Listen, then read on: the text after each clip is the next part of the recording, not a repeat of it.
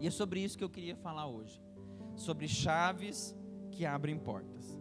Tem uma equipe bem abençoada, bem legal aqui agora, que vai fazer uma introdução para mim nessa mensagem, e eu gostaria que você prestasse bastante atenção nessa introdução, porque depois em seguida a gente já entra falando dessas portas, amém?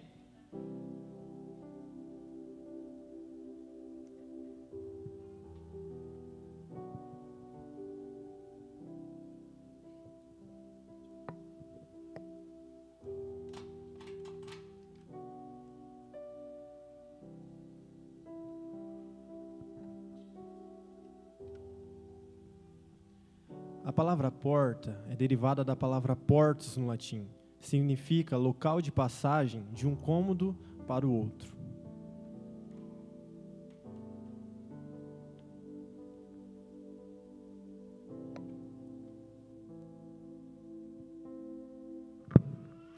Nos dias de hoje, nem imaginamos as nossas vidas sem as portas. Porém, nem sempre foi assim. O que hoje é indispensável, um dia já foi impensado.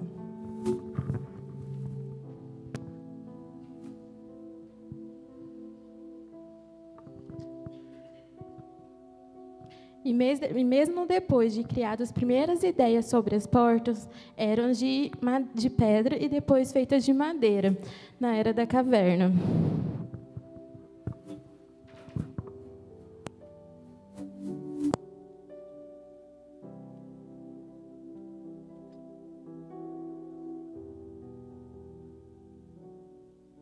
As dobradiças e os batentes foram criados muitos anos após, para que assim as portas abrissem e fechassem com mais facilidade e com menos esforço. Mas isso aí era coisa da burguesia.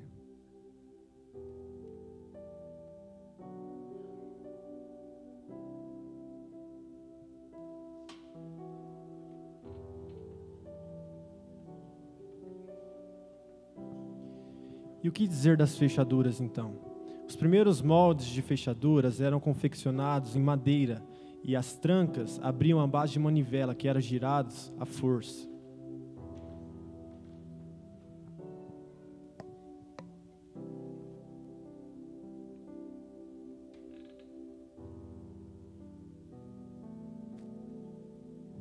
Com o tempo, vieram as chaves. Os primeiros modelos eram feitos de madeira e o segredo da ponta que abria a porta era entalhado à mão. Porém, a madeira inchava com a umidade, então eles foram percebendo que não era viável e foram aprimorando a ideia.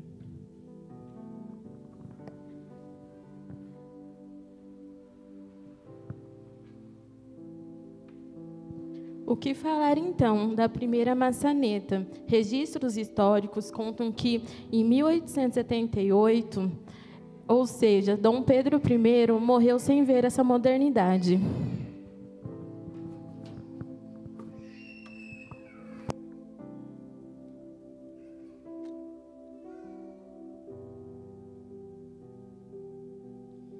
Então o tempo passou, e nos dias de hoje, as portas se tornaram algo comum para nós. Todos os lugares que vamos têm portas, e ao fim do dia, a gente não sabe somar por quantas delas passamos.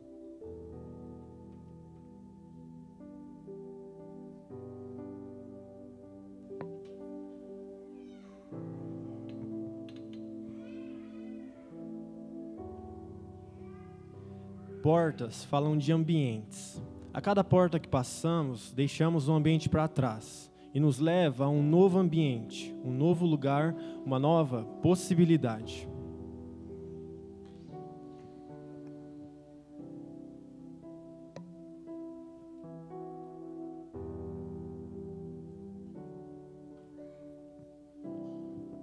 Mas algo, além das portas, precisa chamar a nossa atenção hoje: as chaves.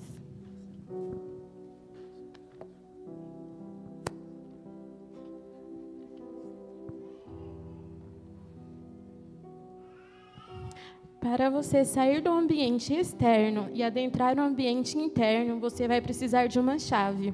Mas não é qualquer chave, você vai precisar da chave certa.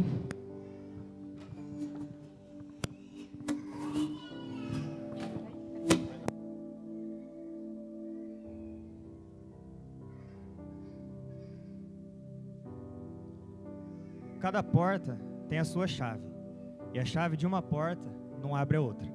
Por exemplo, a chave da porta da sala não abre a porta do banheiro. Para que possamos abrir uma porta, precisaremos da chave certa. Se não for, a gente vai até fazer esforço, a gente vai se cansar e não vamos abrir.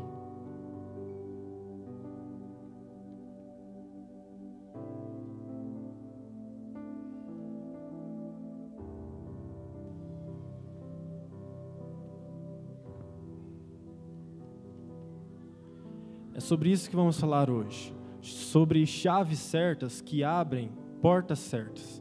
Pois no mundo espiritual não é diferente do mundo físico. Existem portas que Deus colocou em nossas vidas que só vão abrir com as chaves certas.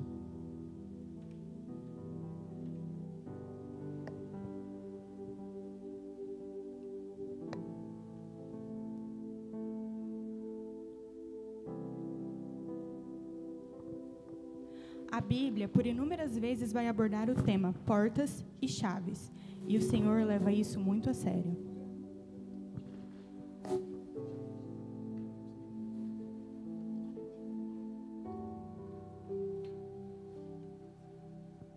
Vamos falar hoje na palavra sobre 3 portas. Para acessar esse ambiente, vamos precisar da chave certa.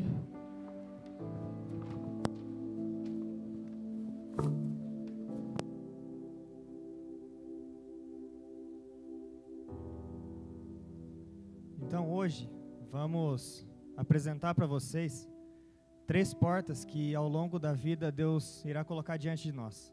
A porta da salvação, a porta da realização e a porta do propósito.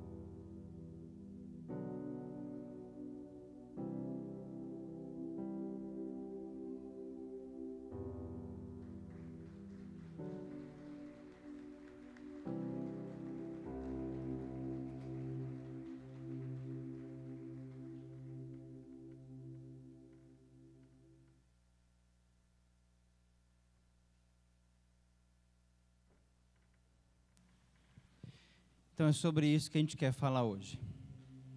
Sobre algumas portas e sobre as chaves certas que abrem cada uma dessas portas. E a primeira porta que eu quero falar com vocês é a porta da salvação. Queridos, nós fomos, talvez ao longo do tempo e ao longo da história, bombardeados por inúmeras ideias a respeito de salvação. Talvez alguém um dia já disse para você que a salvação ela pode vir por intermédio da lei. Não, se você cumprir a lei, se você cumprir os 10 mandamentos, se você for fiel ao que está escrito lá, você vai ser salvo. Então, não matarás, não adulterarás, não cobiçarás, não tomarás o nome do Senhor teu Deus em vão. Já vai dar errado, irmão, que você vai levantar, já vai dar aquela topada de dedo no pé da cama, você já fala, ai Deus querido, já tomou em vão já o nome de Deus, já, não é? Já. A palavra vai nos dizer em Tiago, capítulo 2, verso número 10, porquanto quem obedeça a toda lei, mas por acaso tropeçar em apenas umas das ordenanças, torna-se culpado, como se tivesse quebrado integralmente todas elas. De fato, eu vos afirmo, pela lei, é impossível que alguém seja salvo. Querido, não existe salvação por intermédio da lei. O Senhor veio, Jesus veio à terra, morreu por nós e Ele inaugurou um novo tempo. Esse tempo chama-se agora o tempo da graça. E de repente agora a lei já não é mais suficiente, as ofertas já não são mais suficientes, os sacrifícios já não são mais suficientes. O texto está dizendo: olha, é impossível que alguém seja salvo através da lei. Mas uma outra mentira que alguém pode ter falado para você também é que talvez a chave certa que vai abrir a porta da salvação é algo chamado obras. Não, se eu for bom, se eu ajudar as pessoas, se eu tiver boas obras, se eu ajudar um orfanato lá no Quênia, se eu for lá servir sopa para os moradores de rua, tudo isso, todas essas boas obras vão garantir para mim salvação.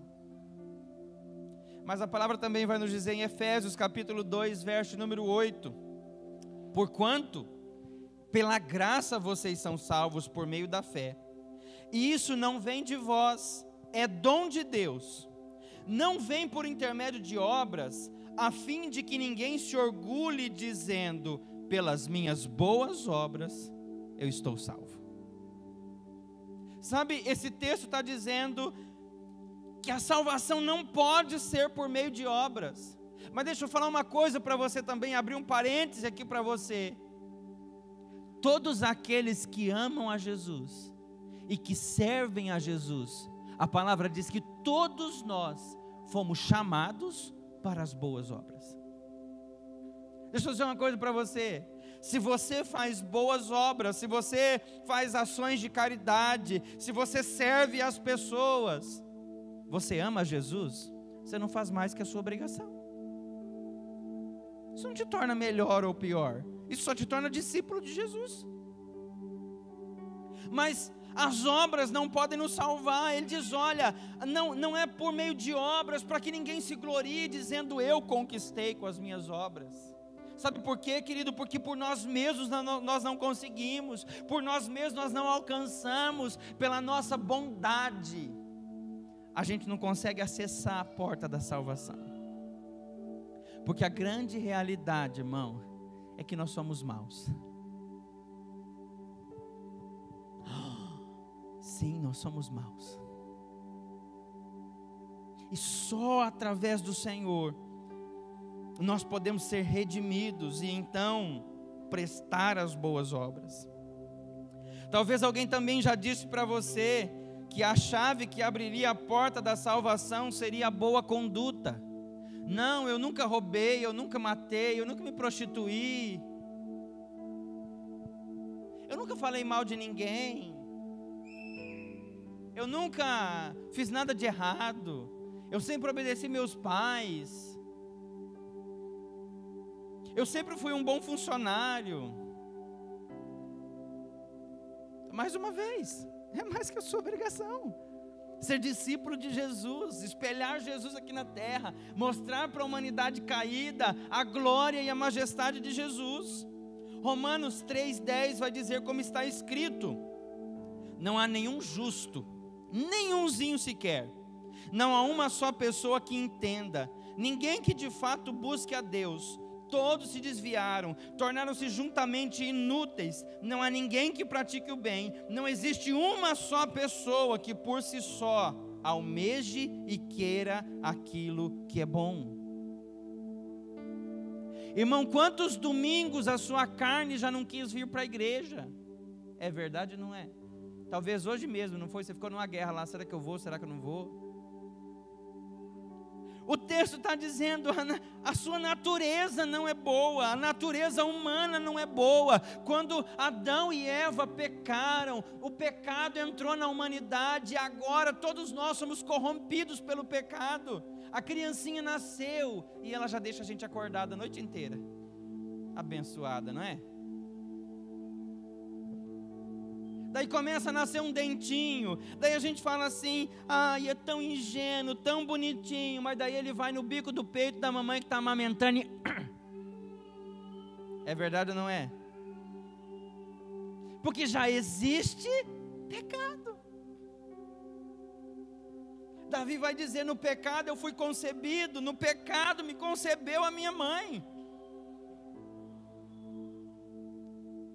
pastor, então qual é a chave certa que vai abrir a porta da salvação? Essa chave chama-se Jesus Cristo de Nazaré. A palavra vai nos dizer em Atos dos Apóstolos, capítulo 4, verso número 11: este é a pedra que foi rejeitada por vós os construtores, a qual foi posta como pedra angular. E portanto, eu vos asseguro, não há salvação em nenhum outro ente, pois em todo o universo não há nenhum nome dado aos seres humanos pelos quais importa que os homens sejam salvos. Sabe, Pedro e João, eles estão nesse momento do texto aqui, diante do sumo sacerdote Caifás. Eles estão sendo questionados a respeito de Jesus. Por que eles pregavam a respeito de Jesus? Por que eles falavam a respeito de Jesus? E a palavra diz que nesse momento Pedro é cheio do Espírito Santo, e ele diz para Caifás: olha, eu falo sobre esse Jesus, e eu tenho pregado sobre esse Jesus, porque não existe nenhum outro homem, não existe nenhum outro ente, dependendo da sua versão, nenhum outro ser que seja capaz de salvar, a não ser esse homem chamado Jesus. Querido, não existe outra chave que nos dá acesso à porta da salvação. A palavra vai nos dizer em Atos 2:21, e acontecerá que naqueles dias, todos aqueles que invocarem e confessarem o nome do Senhor, serão salvos. Não é o nome da igreja, querido, não é o nome do pastor,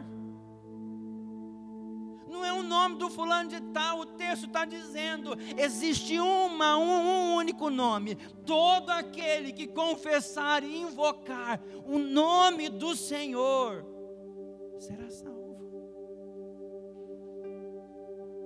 Querido, eu amo a igreja. Tem dia que mais, tem dia que menos, né? Eu amo a igreja, eu amo ser pastor. E alguém um dia me disse assim: pastor, por que a gente tem que vir na igreja? Porque Jesus quis assim, porque Ele estabeleceu a igreja, e Ele ainda inspirou o apóstolo Paulo a dizer: olha, não deixem de congregar.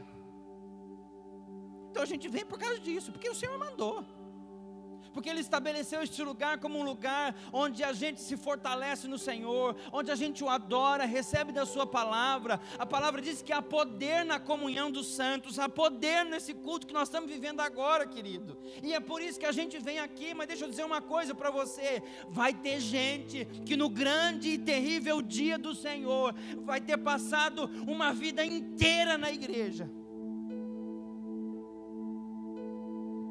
e vai ouvir o Senhor dizendo para ele: apartai-vos de mim, maldito, porque eu não vos conheço. Porque a palavra diz em Lucas, alguém vai dizer: no teu nome eu confessei, no teu nome eu expulsei demônios, no teu nome eu curei, no teu nome eu fiz maravilhas.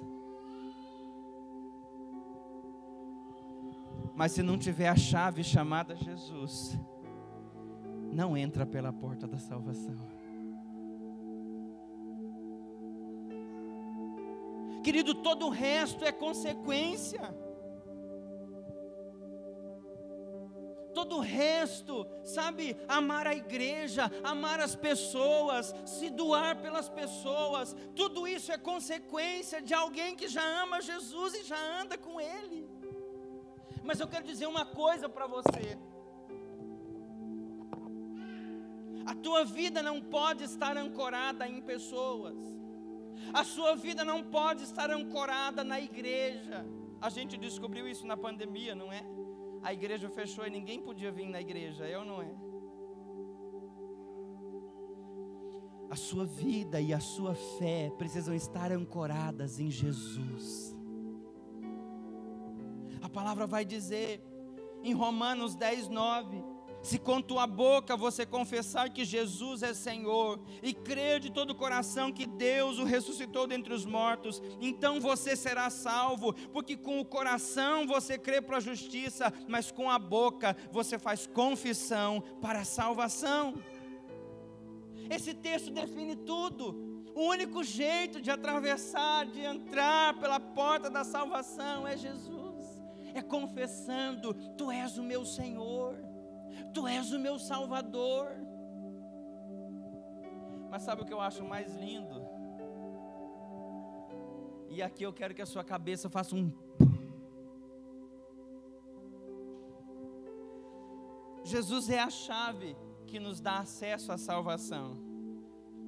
E quando o próprio Jesus vai falar a respeito desse assunto, em Mateus 7,13, ele vai dizer: o caminho que conduz à salvação é apertado, e a porta que conduz à salvação é estreita.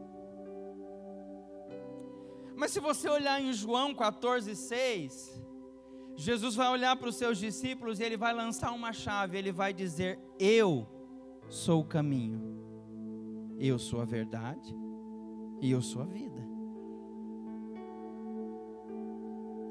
Tem o caminho, tem a chave que abre a porta e tem a porta.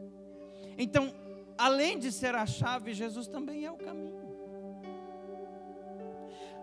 Mas em João capítulo 10, verso 32, ele vai dizer assim: eu sou a porta das ovelhas, e aquele que entra por mim será salvo. Irmão, eu não sei você, mas eu fico empolgadaço com isso. Ele desenhou, para a gente não confundir, e para a gente não cair em besteira, e para a gente não cair em falácia humana. Ele diz assim: olha, a salvação está aqui, eu sou o caminho que leva à salvação, eu sou a chave que abre a porta, e eu sou a porta inteira. Se você não passar por mim,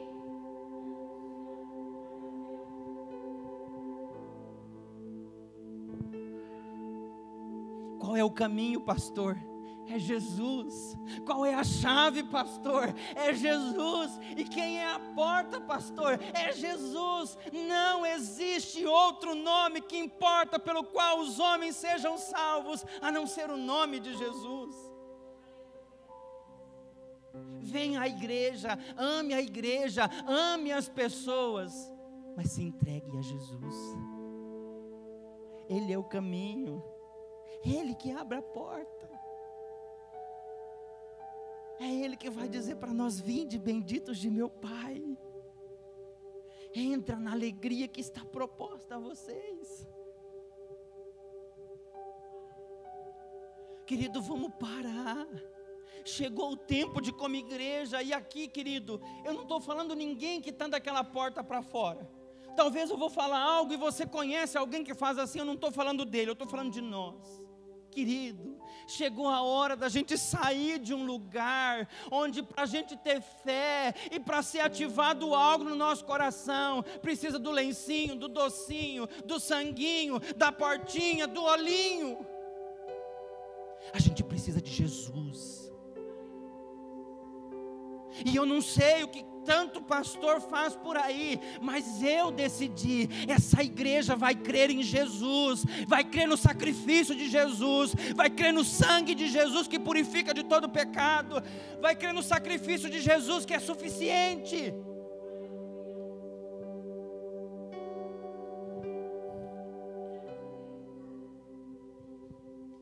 É Jesus, querido, não tem mais. Não tem mais porquê, não tem mais outra coisa. Sabe, eu não preciso agora colocar a porta e todo mundo vai ter que passar pela porta. E se passar, não, é Jesus. Ele é a porta. Essa porta aqui, ela só foi feita e colocada aqui para dizer para você: ei, tá vendo essa porta aqui? Ela existe, o nome dela é Jesus. Entra por ela, deixa Ele mudar a sua vida, deixa Ele mudar a sua história, deixa Ele fazer tudo novo, deixa Ele quebrar as maldições, deixa Ele, sabe, curar a sua família, a sua história, a sua vida. Ele é o caminho.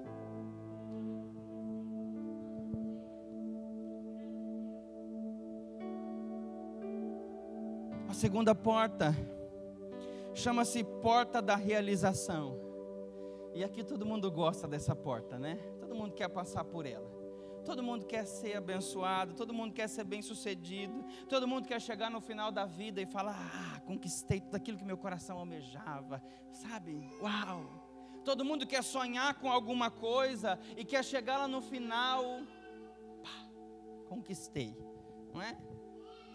Tem gente que nem desfruta daquilo que conquistou, mas o que importa para ele é a realização de dizer, consegui. Querido, talvez essa seja a porta que essa geração mais procura. Os homens, né, no geral, não só homens, dizendo a humanidade, a gente tem essa tendência. E essa geração que nós estamos vivendo agora é uma geração que mais do que qualquer outra pensa em si mesmo. Então eu quero fazer o que me faz bem, o que me faz feliz. Eu quero ter realização, eu quero só ganhar, eu não quero perder. Eu quero que a minha vida seja top. Mas deixa eu dizer uma coisa para você.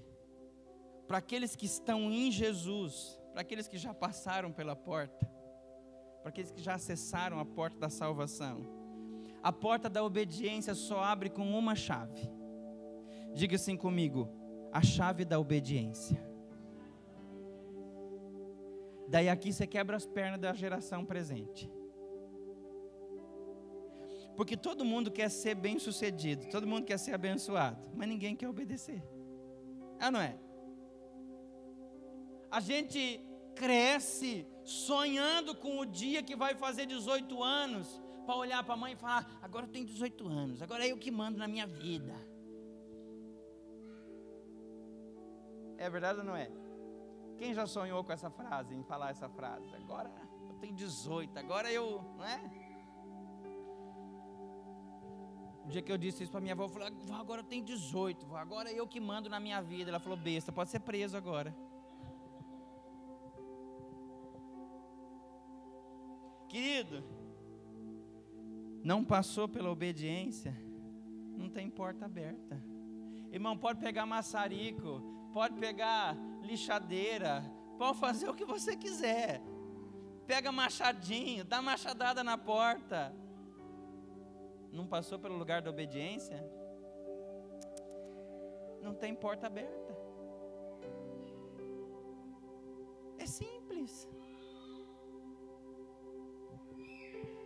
A palavra vai nos dizer em Isaías 1:9: se você estiver disposto a me ouvir e a obedecer aquilo que eu te falo, vocês comerão o melhor dessa terra. Sabe o que esse texto está falando? Realização. Ele está dizendo: olha, se vocês quiserem, se vocês estiverem prontos a me ouvir e a me obedecer, vocês vão comer o melhor dessa terra. É simples. Eu amo um texto de Provérbios que diz assim: Deus fez o homem simples, mas Ele complicou tudo. O Senhor está dizendo: olha, é simples, você precisa querer, me ouvir, obedecer, então você vai ser realizado. Em Deuteronômio 28, a partir do verso 1, a palavra diz assim: se fielmente você ouvir e obedecer a palavra que o Senhor teu Deus te ordena hoje, zelando para seguir todos os seus mandamentos, que nesse dia Ele te ordena, o teu Deus te exaltará sobre as nações da terra. Se ouvires a voz do Eterno teu Deus, virão sobre ti e te acompanharão todas essas bênçãos. Bendito serás tu na cidade, bendito no campo, bendito os filhos do teu ventre, como igualmente da tua terra, e os bezerros e os cordeiros do seu rebanho. Bendito o teu cesto e a tua amassadeira, bendito serás ao entrar e bendito serás ao sair. O Senhor fará que sejam derrotados na sua presença os seus inimigos, aqueles que se levantam contra ti. Por um caminho eles irão para guerrear contra ti, mas por 7 caminhos fugirão da tua presença, porque o Senhor enviará bênção aos teus celeiros, bem como a todo o trabalho que realizar a sua mão, será bem sucedido. Yahvé, o teu Deus, te abençoará ricamente na boa terra que Ele te concede, fará de ti o seu povo santo, exatamente como te prometeu sobre o juramento, se obedecerdes aos mandamentos do Senhor, o teu Deus, e andares nos seus caminhos, então todos os povos da terra verão que você é abençoado, que você é protegido pelo Senhor. Todos os povos terão pavor de ti. O Senhor te concederá grande prosperidade, no fruto saudável do teu ventre, nas suas muitas crias, no seu rebanho, na colheita abundante da tua generosa terra.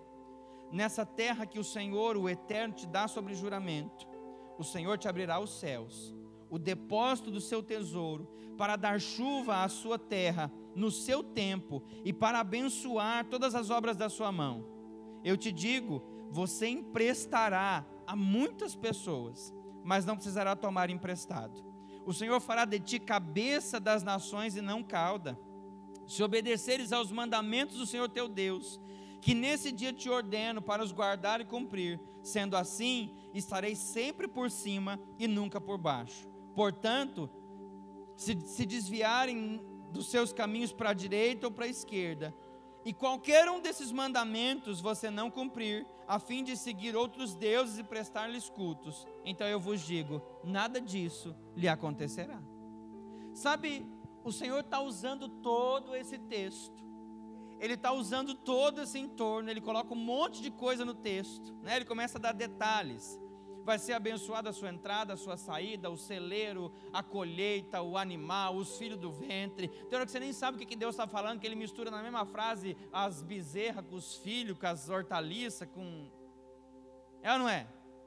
Tem hora que você até se perde. Ele estava falando dos filhos, agora está falando dos novilhos, agora... Deus o livre, né? Mas Ele está usando esse texto para dizer para nós, se você me ouvir e me obedecer, tudo que você fizer vai ter bom êxito. Tudo que você fizer, você vai ser realizado. Tudo que você colocar a mão para fazer, vai dar certo. Querido, eu não quero hoje aqui, talvez pregar uma mensagem triunfalista para você, dizer que tudo vai dar certo, não é? Que toda porta vai se abrir, que as coisas vão dar tudo certo. Daqui mais um mês, se você, deixar a chave do carro aqui, Deus vai te dar um novo. Eu não estou querendo falar nada disso. O que o texto está dizendo, se você ouvir a minha palavra, a palavra, pega aí sua Bíblia, segura aí sua Bíblia, diga assim, se eu obedecer essa palavra, o Senhor vai abençoar a minha vida, em tudo que eu fizer, eu vou ser alguém realizado. Pronto. Olha para alguém que está perto de você e diz assim, você imaginou que era tão fácil assim? Ele está dizendo, olha, tem uma condição para você ser abençoado, tem uma condição para você ser realizado. Qual é? Me obedeça. Só. A obediência abre portas. A obediência nos leva para novos lugares em Deus. A obediência nos faz desfrutar daquilo que está guardado no Senhor para mim e para você. O Senhor está dizendo, olha, se você pegar na sua mão uma chavezinha chamada obediência, e você colocar ela no trinco da porta, e você fizer assim para o lado, ela vai fazer pum, e a porta vai abrir, e você vai entrar por ela.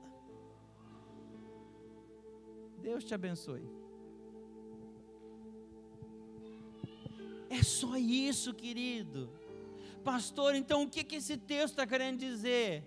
A palavra de Deus manda você fazer alguma coisa? Faz. A palavra de Deus manda você amar? Ama. Ah, mas tem gente que é difícil. Ai, falou o facinho. Docinho de coco. Ó, para você. Ama. Ama, diga, Senhor, me ajuda a amar, me ajuda a desenvolver amor por esse trem, esse diacho aqui. A palavra de Deus manda você perdoar, perdoa. Ai, mas eu não consigo. Ai, vai plantar batata. Em Cristo você consegue. Ele te dá força para amar, para perdoar. Ele te dá força para, sabe, olhar para as pessoas que te fizeram mal e dizer: eu te amo em Cristo. Para de fazer doce, para de complicar a vida, obedece. Senhor, agora parece que eu não estou conseguindo, mas eu escolho olhar para a Tua palavra e perdoar, e amar, e cumprir. A palavra te ordena, nos ordena a trazer os nossos dízimos e ofertas. Faz. Não morre, não cai mão. Faz. Irmão, a minha casa, nós temos vivido um tempo em Deus, que ao mesmo tempo é desafiador, e ao mesmo tempo é maravilhoso. Mas quando eu fiz 12 anos, eu arrumei o meu primeiro emprego. Naquela época ainda podia. Eu ganhava uma mixaria. Eu mais trabalhava do que ganhava. E o meu pai sentou comigo e com os meus irmãos e disse assim: eu vou ensinar uma coisa para vocês, que vai nortear a vida de vocês. E ele nos ensinou a fazer a conta do dízimo.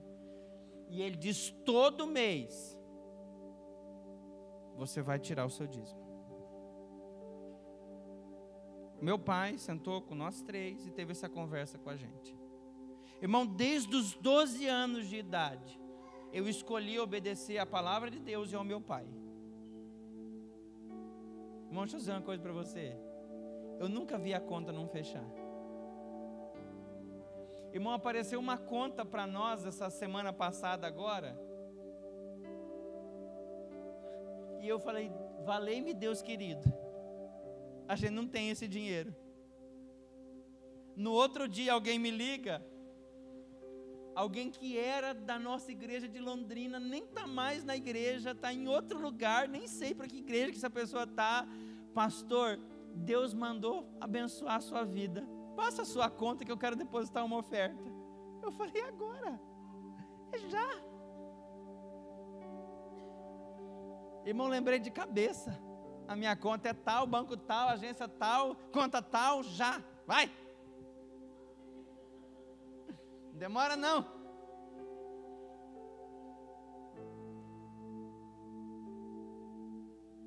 Se você obedecer a minha palavra, todas as bênçãos virão sobre ti e te acompanharão. Você vai ser abençoado em todo lugar. Ah, pastor, quer dizer que você é o queridinho de Jesus? Também. Sim, claro. Mas se alguém perguntar para mim qual é o segredo, pastor, que você está vivendo na sua vida e na sua casa, eu obedeço a palavra. E mesmo quando eu obedeço ela assim, não vou obedecer, tá, Jesus? Ele abençoa. Ele abençoa. Ele está dizendo: olha, se você obedecer, a porta da realização vai se abrir sobre a sua vida. Todos os seus sonhos vão se realizar. Tudo que você almeja vai acontecer. Você só precisa me obedecer. Escolhe alguém bem especial aí agora, que está do seu lado. Não precisa estar do seu lado, pode estar do outro lado, mas escolhe alguém bem especial aí agora.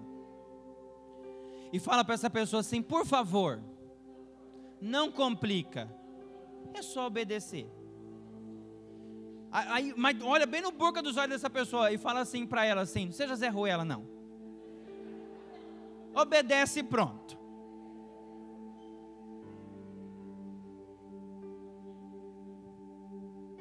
Volta de novo, diga assim: eu te garanto que se você obedecer, Deus vai fazer.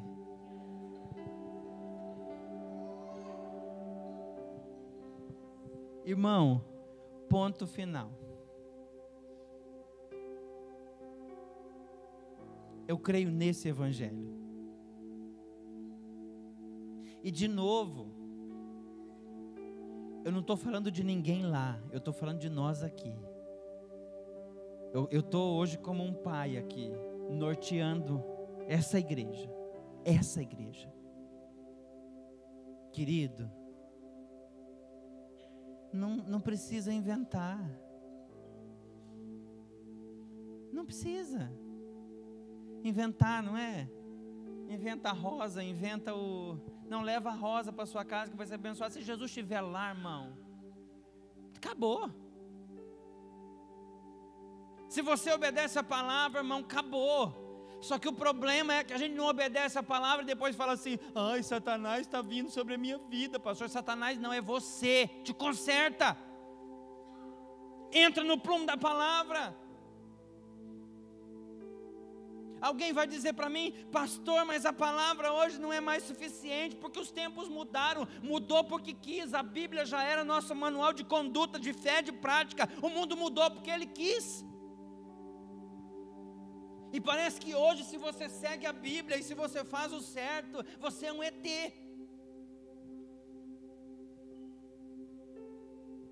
Se você recebe um troco a mais e você vai lá devolver porque não é seu, e se você ficar com ele é roubo, a pessoa chora: ai, não cai.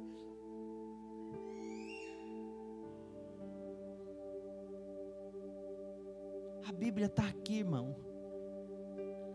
Só anda por ela. Não inventa, não enfeita. Eu não quero ser a igreja que enfeita, que inventa. O evangelho é esse, é puro, simples. Ama Jesus, obedece a palavra e a sua vida vai ser abençoada. Ponto final.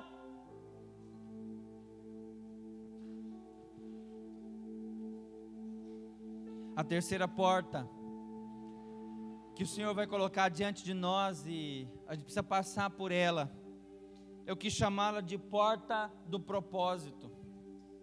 Talvez essa seja uma crise de todo mundo que anda com o Senhor. Saber qual é o propósito de Deus para a minha vida. O que o Senhor quer de mim? Alguém aqui, não precisa levantar a mão não, mas alguém aqui já fez essa pergunta para Deus: Deus, o que o Senhor quer de mim? O que o Senhor quer com a minha vida? Efésios capítulo 5, verso de número 17, vai nos dizer: portanto, não sejais insensatos, mas buscai compreender qual é a vontade do Senhor para vós. Tem um escritor americano que tem uma frase que eu gosto muito. Ele diz assim: descubra o motivo pelo qual você veio à terra, e então viva de propósito.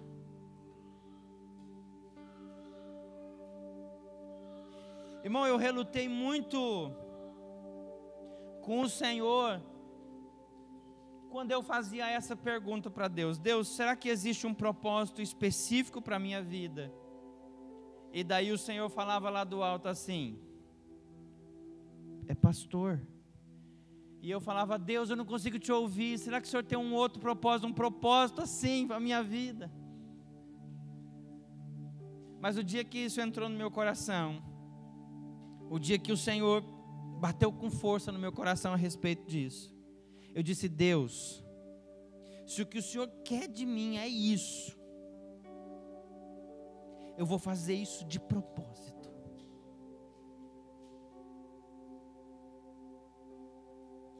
Irmão, eu me esforço ao máximo para que essa casa, para que essa igreja seja diferente de tudo aquilo que você já viu, o mais bíblica e simples possível. Irmão, eu me esforço, eu estudo.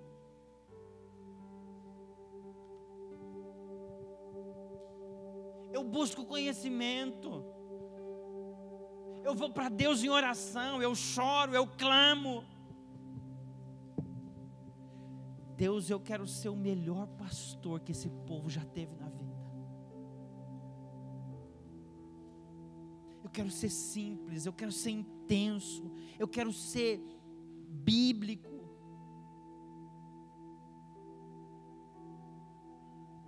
Irmão, a gente está longe de ser a melhor igreja. Eu estou longe de ser o melhor pastor que você já viu. Mas enquanto tiver fôlego em mim, eu vou buscar por isso. Enquanto tiver fôlego em mim, eu vou buscar a sabedoria do alto. Enquanto tiver fôlego em mim, eu vou buscar a unção de Deus. Enquanto tiver fôlego em mim, eu vou parar tudo. Tem dias para dizer: Senhor, fala comigo. O que o Senhor quer dessa igreja?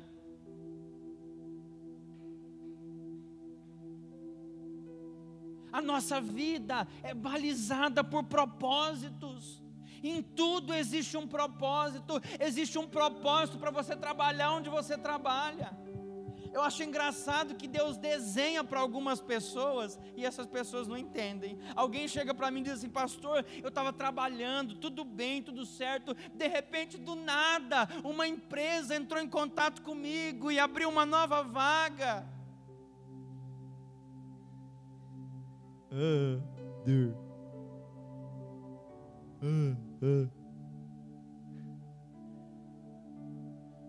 Quem serve a Cristo não tem do nada, irmão.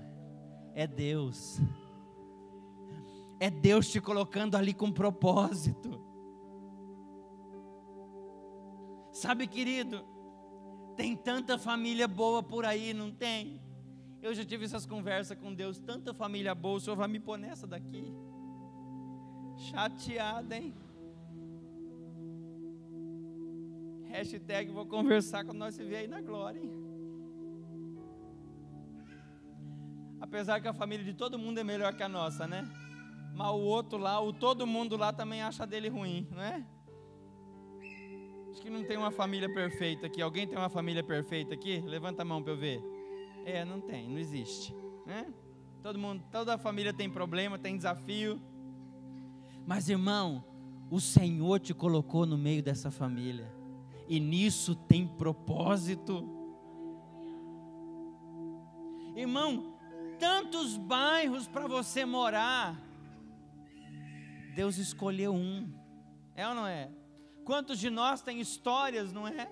Do nada, você procurou em tantos lugares, procurou tantas casas para comprar, para alugar, e você nunca achava, e de repente, do nada, parece que a casa que você mora caiu no seu colo assim. Propósito. Tem um motivo pelo qual o Senhor te colocou naquela rua, tem um motivo pelo qual o Senhor te colocou vizinho daquelas pessoas. Tem um motivo pelo qual o Senhor deixou que a sua loja fosse aberta naquele lugar. Tem um motivo pelo qual o Senhor deixou que você unisse sociedade com alguém. Tudo existe um propósito de Deus. E deixa eu dizer uma coisa para você. Para de separar a sua vida e dizer: final de semana eu venho para o culto, isso é propósito, e durante a semana eu vou trabalhar, eu vou viver minha vida, e isso não é propósito. Se você anda com Deus, a hora que você acorda até a hora que você levanta, propósito. Entre diferente na empresa que você trabalha amanhã. Olhe de uma forma diferente para as pessoas com quem você trabalha amanhã. Deus pode estar te colocando naquele lugar por um propósito.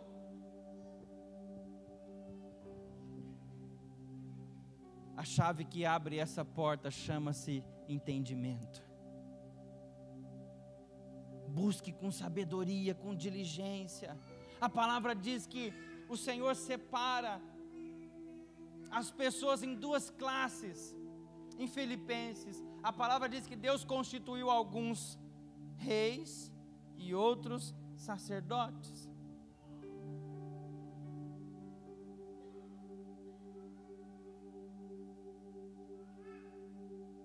Eu falei isso semana passada, não foi? Nós estamos enviando missionários, o Leandro, a Dani, estão entrando em países que a palavra não pode ser pregada, eles estão correndo risco, mas enquanto Deus está enviando eles lá, Deus está levantando gente aqui em Cambé, e está dizendo: eu vou abençoar, eu vou prosperar você, que é para você enviar sustento para eles lá. É propósito. O seu trabalho tem propósito, o dinheiro que Deus coloca nas suas mãos tem propósito. A gente fica olhando só para o nosso umbigo. Busque entendimento de Deus. Qual é o propósito do Senhor para a minha vida? Efésios capítulo 1, verso de número 12, vai dizer algo que é propósito de Deus para todos nós, com o objetivo de que nós, os que primeiro esperamos em Cristo, vivamos para o louvor da sua glória. Deixa eu dizer uma coisa para você. Tudo na nossa vida se resume a isso. Esse é o propósito geral de todo homem, de toda mulher, de todo ser que nasce aqui nessa terra. Nós fomos feitos para glorificar o nome de Jesus. Querido, meu trabalho tem que glorificar o nome de Jesus. A minha família tem que glorificar o nome de Jesus. A minha casa tem que glorificar o nome de Jesus. O meu sustento tem que glorificar o nome de Jesus. As minhas finanças têm que glorificar o nome de Jesus. Esse é o propósito de Deus para nós. É que enquanto você estiver nessa terra, você manifeste Jesus. Você glorifique o nome de Jesus. Você faça válido o sacrifício de Jesus. O desejo de Deus é que você chegue amanhã no seu emprego e você manifeste Jesus lá no seu emprego. O desejo de Deus é que no final de semana que vem você vai para aquela jantinha da família e você glorifique o nome de Deus lá. Não, tem gente que desliga o modo crente quando vai para a festinha da família. É ou não é? Ele chega lá, ele fala igual todo mundo, ele fala besteira igual todo mundo, ele faz tudo que todo mundo faz. A palavra diz que Pedro está se portando igual aos gentios. O apóstolo Paulo chega e dá uma chamada nele e diz: olha, como é que você, sendo judeu, se comporta como um gentio e depois você vai querer que eles se convertam e mude o seu procedimento? Não tem como.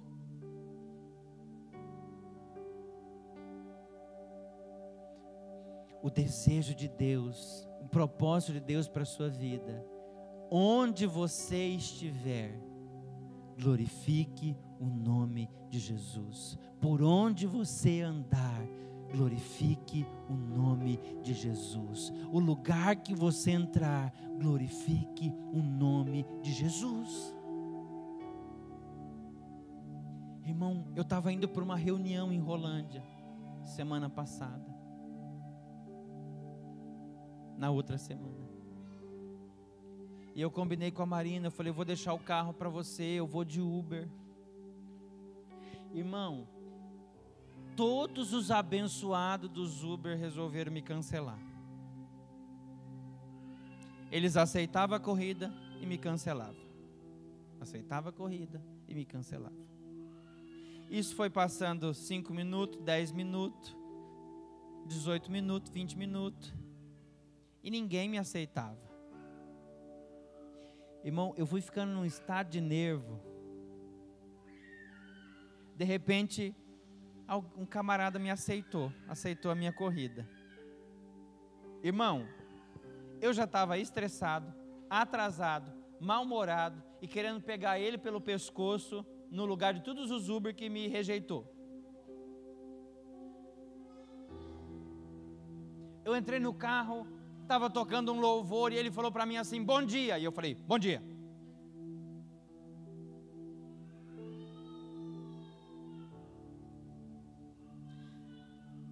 Daí ele virou para mim, começou a sair com o carro e disse assim: ah, você está indo para Rolândia a trabalho?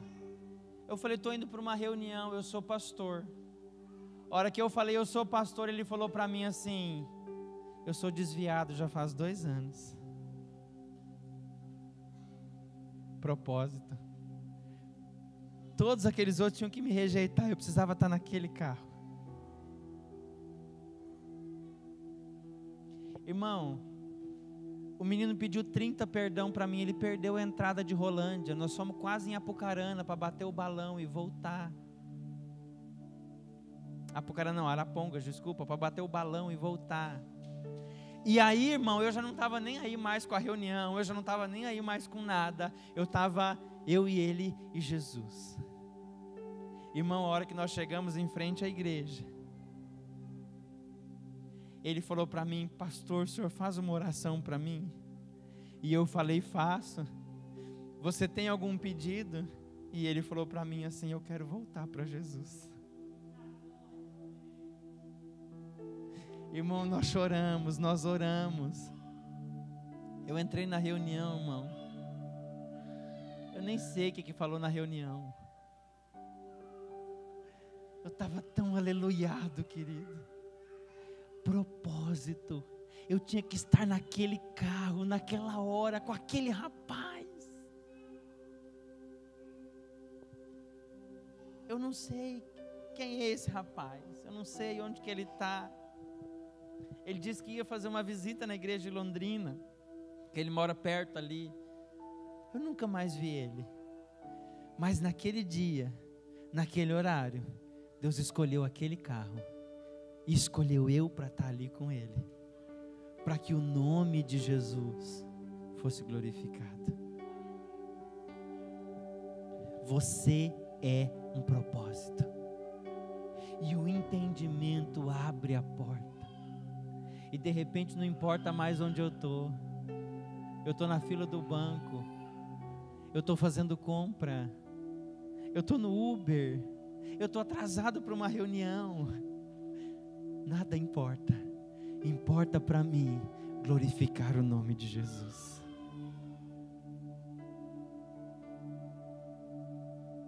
Irmão, eu não tenho nada contra ninguém, mas eu tenho chorado nesses dias, e eu tenho dito: Jesus, eu quero que essa igreja, eu quero que esse povo seja alguém que acha que o Senhor é suficiente. Seja um povo que concorda que o teu sacrifício é suficiente. Eu não preciso de sacrifícios. Eu não preciso mais matar animal. Eu não preciso mais ficar comprando as coisas. Eu preciso de Jesus. Irmão, eu tenho chorado esses dias. E eu tenho dito: levanta comigo uma geração aqui em Cambé que ama Jesus. Levanta uma geração comigo aqui em Cambé que crê que Jesus é suficiente. Não precisa de mais nada. A gente fica às vezes tentando inventar a roda, irmão. Inventar jeito. A gente inventa até porta. É ou não é? E nada contra, a minha porta ficou muito boa.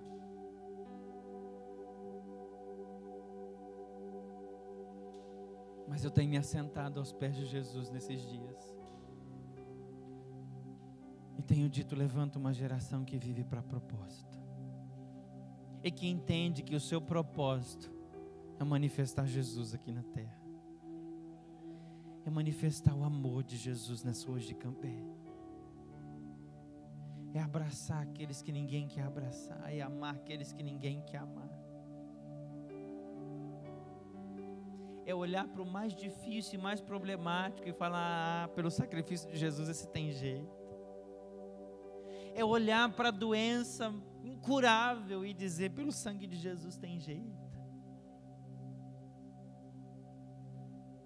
É olhar para o demônio mais encapetado e falar: no nome de Jesus, vaza, sai, não me atribula não.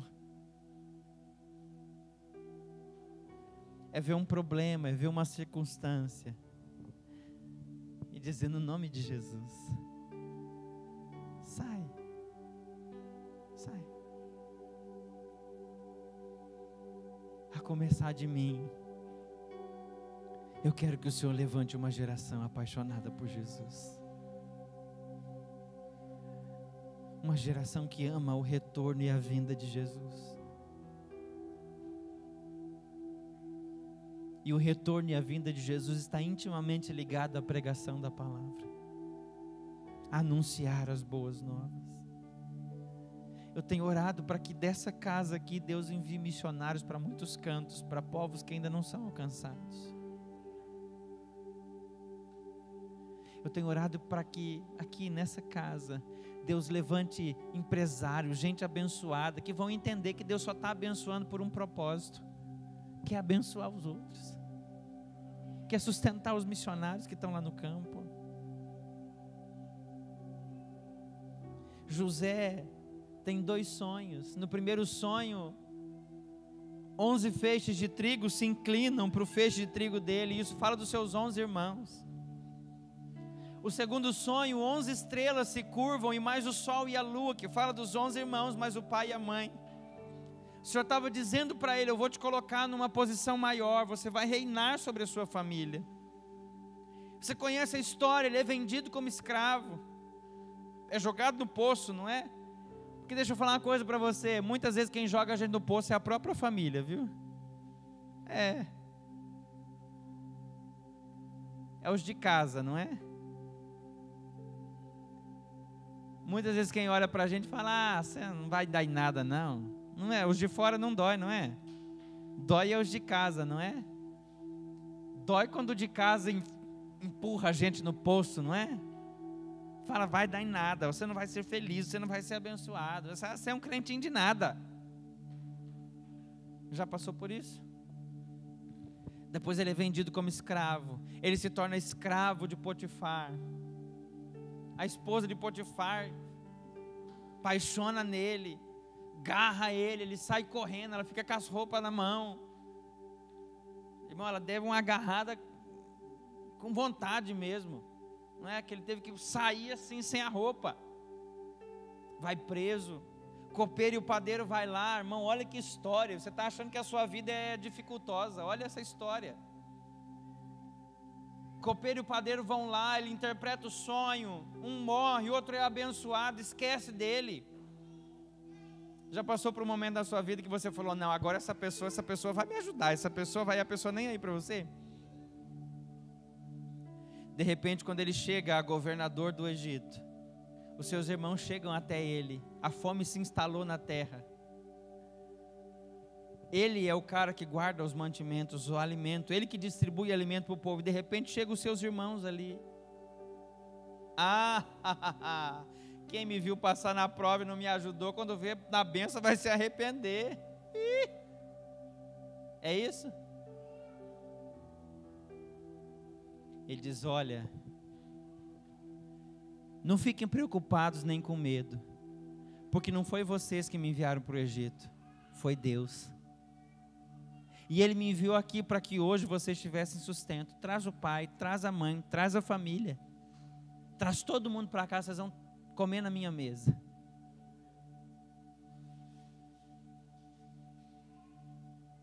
Alguém que entende propósito. É para isso que o Senhor me colocou aqui. Ah, pastor, mas eles não merecem. Mas não tem a ver com merecimento, tem a ver com comissionamento. Se o Senhor te comissionou a fazer algo, faça. Não importa se os outros merecem ou não, porque quem está pagando a conta é o Pai. Abençoa. Irmão, nós já abençoamos tanta gente aqui na igreja.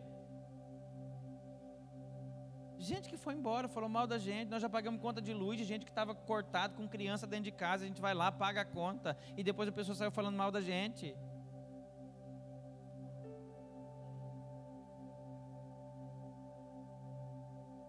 A gente vive por um propósito. E o Deus que nos deu condição para abençoar aquela pessoa que não merecia, foi o mesmo Deus que continuou nos sustentando, nos dando condições, e a gente abençoou um monte que merecia. Não viva por pessoas, viva por propósito. Se você olhar para as pessoas, você vai desanimar, você vai fraquejar, você vai cair. Se você olhar para o propósito, se você olhar para Deus, Ele é sempre fiel. Se coloca de pé. Será que você tem se colocado na frente dessas portas?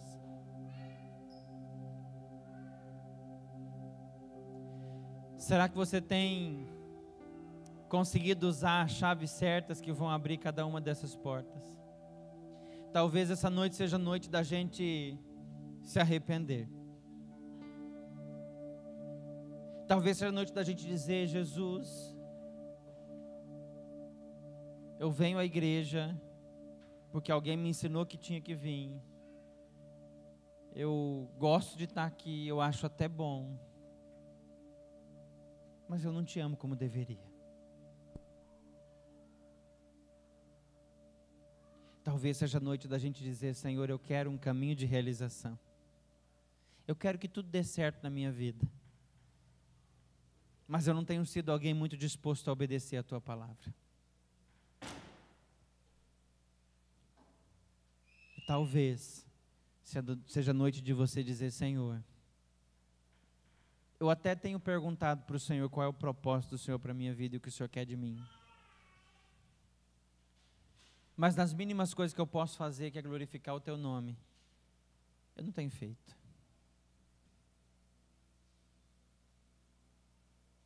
Irmão, quando Deus nos chamou, e todo mundo tem uma ansiedade dentro de si, não é? Deus falou para mim que eu ia pregar a palavra e que Ele ia me levar a muitos lugares.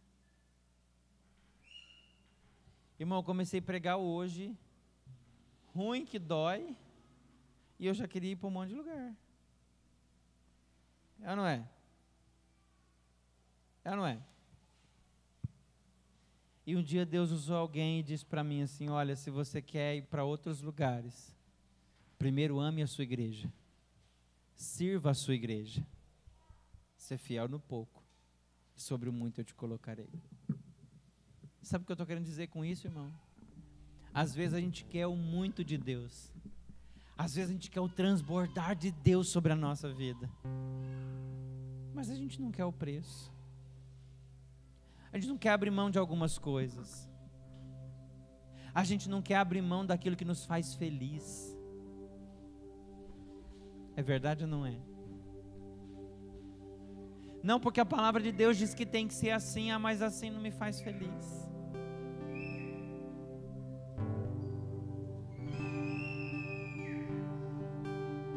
Talvez essa noite seja a noite da gente entrar em um lugar de arrependimento. E seja a noite da gente dizer: Senhor, eu quero o pacote completo. Eu quero amar a Tua presença. Eu quero acreditar no Teu sacrifício. Eu quero obedecer. Eu quero estar disposto, eu quero estar disponível. Eu quero manifestar Jesus aonde eu estiver. Feche os seus olhos. Vamos falar com o Senhor.